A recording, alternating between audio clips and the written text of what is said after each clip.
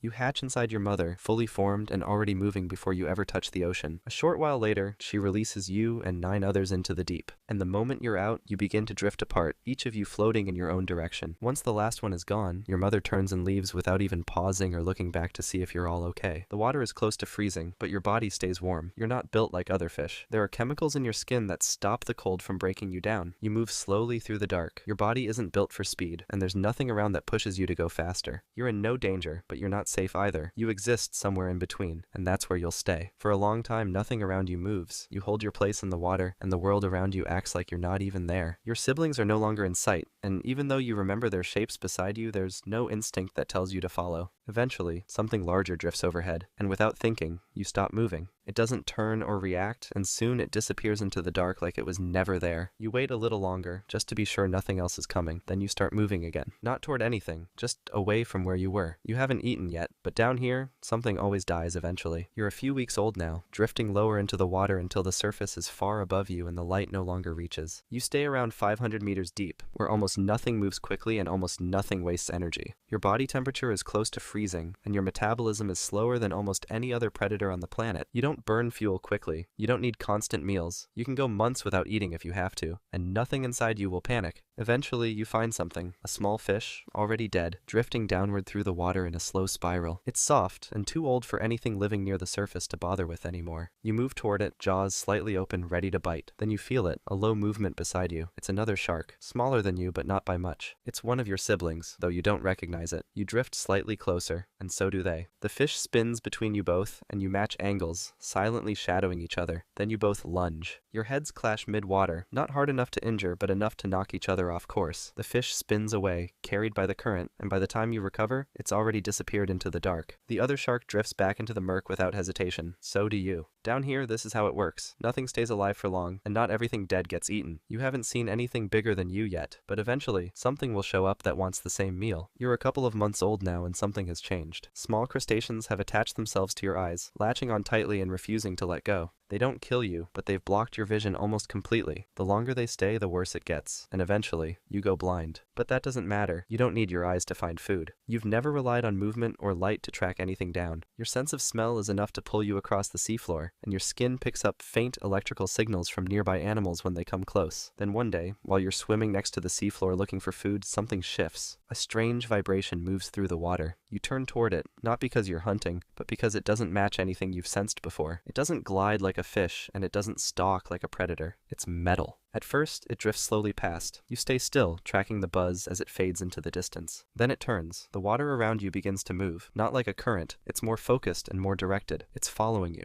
You shift your path, but the pressure behind you stays constant, and the hum grows even louder. You sink a little deeper, but the thing mirrors you. It doesn't breathe and it doesn't pulse, but it moves like it's watching you. You angle downward, pushing yourself into thicker water, and after a long moment the hum begins to fade again. The pressure softens, and then the sound disperses. You don't know what it was, but it didn't feel like prey, and it didn't feel like something that should be here. Skip forward a bit, and you're a couple of years old now. You've grown only a few centimeters, just one per year, because that's the pace your body moves at. One day, a new scent reaches you. It's thick, unfamiliar, and far stronger than anything you've detected before. You follow it slowly, not out of hunger, but because it stands out in a way that's impossible to ignore. The current moves around you, carrying pieces of the smell in different directions, but they all point the same way. The scent gets stronger the closer you get, and eventually a shape starts to form ahead of you. It's not anything you've seen before. Bloated, heavy, and sinking slowly. The body turns in the current as it falls. You don't know what a moose is, but that's what this is now. Smaller scavengers are already there, clustered along the edges. They've started feeding, but none of them are large enough to take more than the surface. As you move closer, they scatter without resistance. You open your jaws and sink your teeth into the thickest part of the body. The flesh is tougher than fish, but it gives way eventually, and you drift backward to swallow before circling again.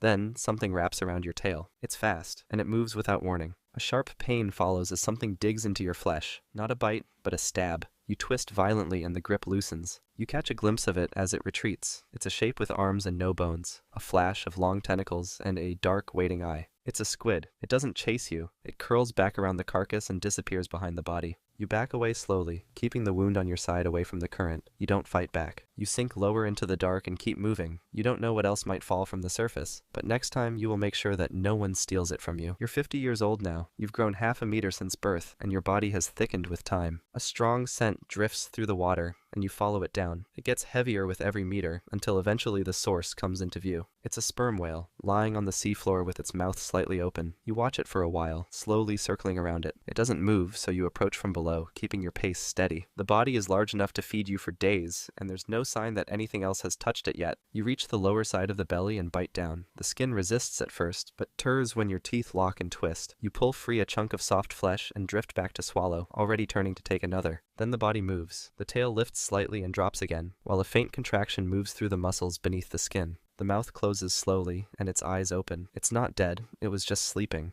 You turn to leave, but it's already too late. The whale moves, turning through the water with enough force to shift the current around you. The tail swings in a wide arc and strikes your side, and although the impact doesn't break anything, it sends your body flying across the seafloor. You correct your position, but the whale is already preparing to strike again, and this time you see the tail cut across just behind your head. The force alone disrupts the water around your body and drags you sideways again. You don't wait for a third strike. You angle upward and begin to ascend, pushing yourself into the higher layer of current. Your body is heavy, and it moves slowly, but it moves consistently. The whale follows for a couple of minutes, but after a while, the movement behind you stops. The pain settles in gradually, tracing a long line across your side that will stay with you for a long time. You don't stop because there's nothing to wait for. You managed to survive this time, but next time, you'll have to be more careful. You're 150 years old now, and your body has finally reached maturity. You are ready to reproduce. You keep drifting forward through the cold, just as you always have, and nothing in your path suggests that anything will be different. Then a new signal brushes against your skin. It's a soft pattern of electrical pulses that moves through the current. You follow it without hesitation, because something in your body responds before anything else can. Eventually, you detect movement ahead. It's slow and follows no clear direction. It's another Greenland shark, the first you've encountered in 100 years. It doesn't acknowledge you, and it doesn't move away. It just continues through the water, keeping its own pace, not faster than you and not slower either. You stay beside it for a while, then you take your chance and mate. The process is simple and short, and once it's done, the shark in front of you begins to drift away. You don't follow it. The connection is over, and there is no reason to stay near each other. You turn in the opposite direction and continue forward through the current. There will be no offspring nearby, and no sign of what took place. You don't know when you'll encounter another of your kind again, but somewhere, one of them will carry what you've left behind. Skip forward a bit, and you're 250 years old now. While you're swimming, as usual, something catches your attention. You detect a scent. It cuts cleanly through the current, thick with fresh blood. You shift your path and begin to close in, letting the trail guide you downward through the colder layer. The body of a dead seal appears a few minutes later. Some of the tissue is torn, but it hasn't been picked over yet. A 6-gill shark is already circling, smaller than you but much faster. Its turns are tight and sharp, cutting closer with each pass. You adjust your angle and approach the other side of the carcass, staying clear and aiming for the softest part of the exposed muscle. You don't look at the 6-gill, and you don't change direction, but it moves in anyway. Its strike is sudden. Jaws open, body twisting sideways, it tears across your side and veers off before you react. The cut is deep enough to throw off your balance, and your body tilts as you pull away from the kill. But this time, you strike back. As it turns for a second pass, you twist and lunge. Your jaws catch its side just behind the gills. Your teeth sink in and tear a long, ragged wound as it thrashes free. It bolts into the dark, trailing a thick line of blood behind it. You don't chase it. You're still bleeding, and the wound on your side hurts with every movement. You swim down into deeper water, away from the feeding zone, and into a colder, thicker space. You settle between 2 slabs of rock and wait. The bleeding slows over several hours. You stay there until the wound is mostly healed and your movement feels steady again.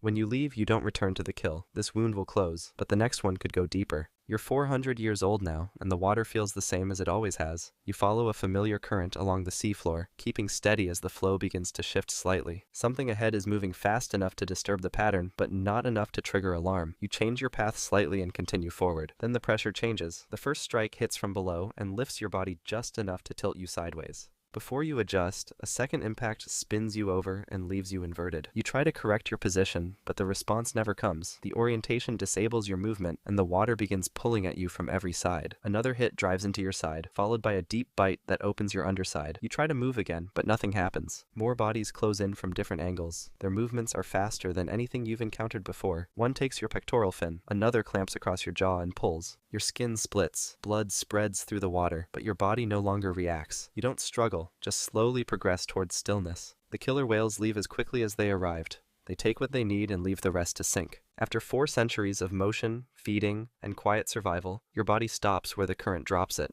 It won't be buried and it won't be remembered, but others will pass by eventually, and they'll take their share too.